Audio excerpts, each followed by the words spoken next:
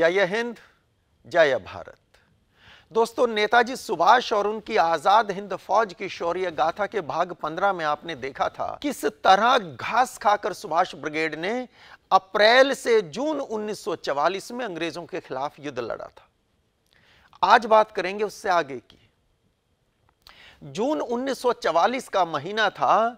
आजाद हिंद फौज की सुभाष ब्रिगेड कोहिमा का घेरा छोड़कर उखरूल आ गई थी। उखरूल नागालैंड में ही कोहिमा के दक्षिण में लगभग 150 किलोमीटर दूर है। सुभाष ब्रिगेड कोहिमा छोड़ने के लिए तैयार नहीं थी, लेकिन जापानी कमांडर ने झूठ बोलते हुए कहा कि उखरूल लौटकर हमें इम्फाल पर आक्रमण करने जाना है, जहां जापानी फौज और आजाद हिंद फौज की गांधी ब्रिगेड और आजाद ब्रिगेड पहले से ही लड़ रही थी। लेकिन उखरूल पहुंचकर पता चला कि इन्हें इम्फाल के अभियान पर नहीं बल्कि वापस बर्मा भेजा जा रहा था। कर्नल शाहनवाज खान लिखते हैं, जापानी जनरल ने बताया कि हालात और खराब हो गए हैं और भारी मानसून के कारण सेना के लिए उन क्षेत्रों में राशन भेजना संभव नहीं है, इसलिए वे तामू और सितोंग लौट रहे हैं, जहां चिंडविन नदी के मार्ग से राशन की व्यवस्था हो सकती। शाहनवाज लिखते हैं कि मैंने उनसे कहा कि झूठे आदेश देकर आपने हमसे धोखा किया है। हमें आईएनए की नंबर 1 डिवीजन के पास जाने दीजिए, जो अप्रैल के शुरू से ही पलेल में अंग्रेजों से लड़ रही है। दोस्तों, 22 जून को जापानी कमांडर ने उखरूल से तामू लौटकर आईएनए के नंबर 1 डिवीजन के साथ मिलने का आदेश दिया, जिसके बाद सुभाष ब्रिगेड ने तामू लौटना शुरू कर दिया। कोहिमा से आईएनए की वो रिट्रीट शायद विश्व इतिहास में किसी भी फौज के लिए सबसे पीड़ादायक रिट्रीट रही होगी। कर्नल शाहनवाज खान अपनी पुस्तक माई memories of INA and it's Netaji में लिखते हैं, भयंकर मानसून में सभी रास्ते बह चुके थे। जवान नया रास्ता बनाने की कोशिश करते, परंतु थोड़ी देर में ही वह घुटनों गहरे कीचड़ में बदल जाता, जिसमें अनेक लोग फंस गए और वहीं मर गए। सभी पेचिश और मलेरिया से पीड़ित थे। किसी में इतनी शक्ति नहीं बची थी कि दूसरों की मदद कर सके। मैंने रास्ते के दोनों ओर सैकड़ों जापानी और भारतीय सैनिकों की लाशें देखी। वे थकावट, भूख और बीमारी से मरे थे और उस भयंकर कष्ट को सहन नहीं कर सके। उन्होंने स्वयं अपनी जान ले ली थी।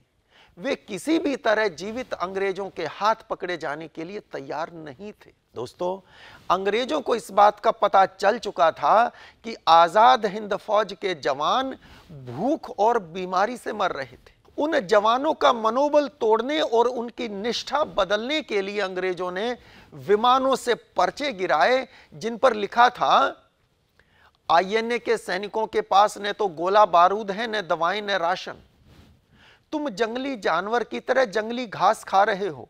हमारे साथ आ जाओ, हम तुम्हें अच्छा भोजन, कपड़े, दवाएं, देखभाल, अच्छा वेतन और इनाम देंगे।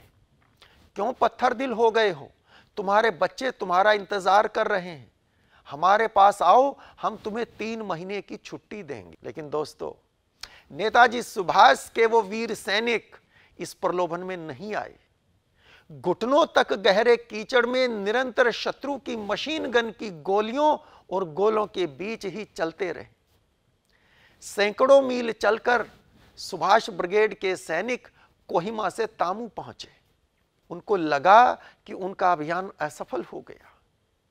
तब नेताजी ने special order of the day जारी किया, जिसमें आजाद हिंद फौज के उन बहादुर जवानों के शौर्य और पराक्रम की मुक्त कंठ से प्रशंसा की गई थी, जिन्होंने शत्रु को हर मोर्चे पर मात दी थी, जबकि शत्रु संख्या बल और हथियारों के लिहाज से इनसे कहीं बेहतर था।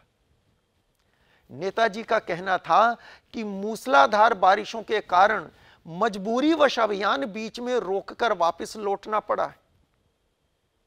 उनका कहना था कि पूरी तैयारी करके मौसम अनुकूल होते ही अंतिम वार के लिए शत्रु पर फिर टूट पड़ेंगे। विजय निश्चय ही हमारी होगी।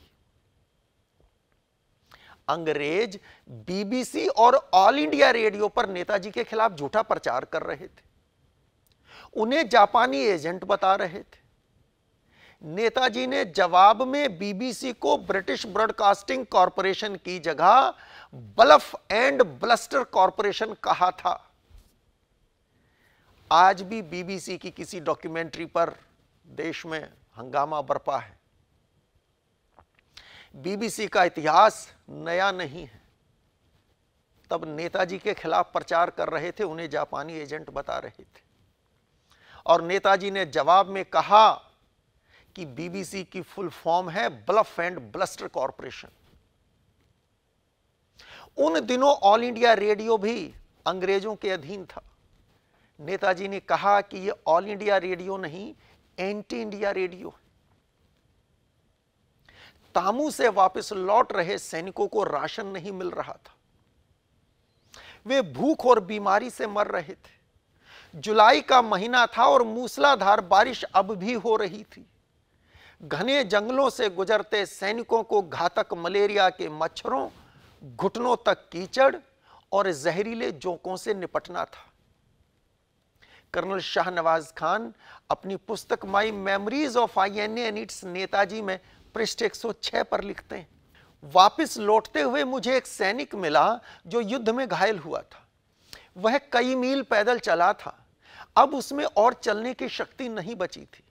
वह सड़क के किनारे गिर गया था और मृत्यु का इंतजार कर रहा था, जो उसे सब कष्टों से मुक्त करने वाली थी।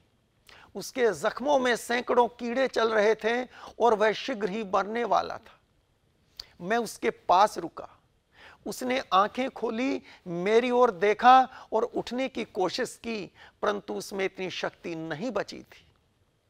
उसने मुझे अपने पास बैठने का इशारा किया। वह नेताजी तक अपना संदेश पहुंचाना चाहता था। कर्नल शाहनवाज आगे लिखते हैं, उसकी आंखों से आंसू गिरने लगे। वो बोला, साहब आप वापस जा रहे हैं, आप नेताजी से मिल सकेंगे, मैं नहीं। कृपया उन्हें मेरी तरफ से जय हिंद कहना और बताना कि मैंने जो वचन दिया था वो निभाया है, और यह भी बताना कि मुझे जीते जी ही कीड़े खा रहे हैं, पर उन्हें यह भरोसा दिलाना कि इतने कष्टों के बाद भी मुझ में एक अजीब शांति और खुशी है। यह शांति और खुशी इसलिए है क्योंकि मैं जानता हूं कि यह सब कष्ट भारत के लिए है, मेरी मातृभूमि की आजादी के लिए।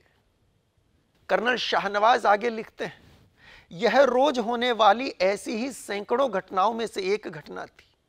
न जाने क्या था जिसने हमारे सैनिकों में इतना परिवर्तन ला दिया था। अंतिम घड़ी में भी उन्हें नेताजी और उनसे किए वायदे याद थे। दोस्तों, नेताजी के प्रति उनके सैनिकों के हृदय में अथाह स्नेह, श्रद्धा और सम्मान का एक और उदाहरण देखिए। कर्नल शाहनवाज अपनी पुस्तक माई memories of INA and it's Netaji के पृष्ठ 107 पर लिखते हैं, मुझे सैकड़ों ऐसे दृष्टांत याद हैं जब पेचिश और बेरी बेरी रोग से पीड़ित सैनिक, जिनके चेहरे और टांगे फूल गए थे, पूरी तरह थक कर गिर पड़े थे और लगता था वे कभी 1 इंच भी नहीं चल पाएंगे। उनके अफसर उनके पास आते और कहते, क्या तुम भूल गए तुमने नेताजी से वायदा किया था कि तुम एक बहादुर व्यक्ति की तरह हर कष्ट सहोगे? हमारे नेताजी यहां से 50 मील दूर कलेवा में हमारा इंतजार कर रहे हैं। क्या तुम नहीं चाहते जाकर उनसे मिलो? यह कहकर अफसर उस सैनिक को उठने का आदेश देते। उठो और चलो। हमारे थके सिपाहियों पर इन शब्दों का जादुई असर होता।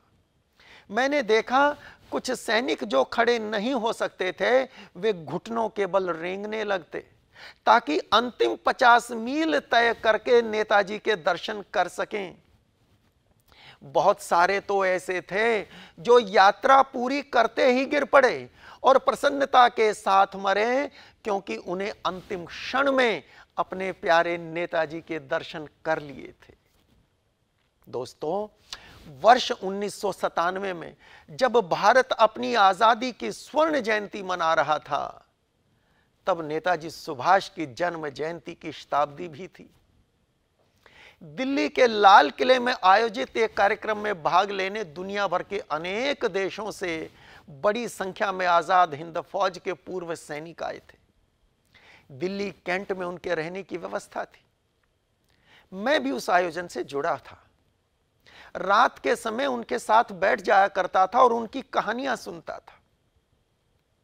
उन सबके हृदय में नेताजी के लिए जो प्यार और सम्मान मैंने देखा था, उसे शब्दों में तो बयान नहीं कर सकता। पाकिस्तान से आए एक वृद्ध और बीमार पूर्व सैनिक अपनी चारपाई पर चुपचाप लेटे थे। मैं उनके साथ वाली चारपाई पर बैठे एक पूर्व स्वतंत्रता सेनानी से बात कर रहा था। जो पूर्व सैनिक पाकिस्तान से आए थे, वे थके हुए थे और बहुत धीरे धीरे थोड़ा बोल पा रहे थे। लेकिन अचानक उनमें जोश आया, उठ बैठे और बोलने लगे। दोस्तों, नेताजी की बातें करते करते वे फफक फफक कर रोने लगे और कहने लगे, बेटा, ये हमारी बदकिस्मती थी कि नेताजी कहीं चले गए। अगर वे होते तो हिंदुस्तान का बंटवारा नहीं होने देते, हम सब आज भी एक साथ रहते। दोस्तों, उस बुजुर्ग की बातें सुनकर मेरी भी आंखें भर आई थी और उनके साथ बाकी साथी आसपास जो बैठे थे वे भी रोने लगे थे। नेताजी के लिए उनके सैनिकों की दीवानगी उनके जाने के 50 साल बाद भी यूं ही बरकरार थी। आजाद हिंद फौज को जापानियों ने शायद धोखा दिया था। समय पर ना तो सही हथियार मिले थे, ना राशन और ना ट्रांसपोर्टेशन। यदि यह सब मिल गया होता तो संभव है युद्ध का नतीजा कुछ अलग होता। कर्नल शाहनवाज लिखते हैं कि मरते हुए एक अफसर ने मुझसे कहा कि साहब देखना, मेरी कब्र किसी जापानी की कब्र के साथ ना। ऐसी परिस्थितियां थी। आजाद हिंद फौज के उस अभियान में उसके बाद क्या हुआ,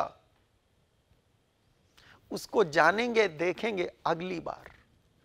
आज इस शौर्य गाथा को यहीं विराम देते हैं। यह जानकारी आपको कैसी लगी, कमेंट बॉक्स में लिखकर जरूर बताइएगा। जय हिंद, जय भारत।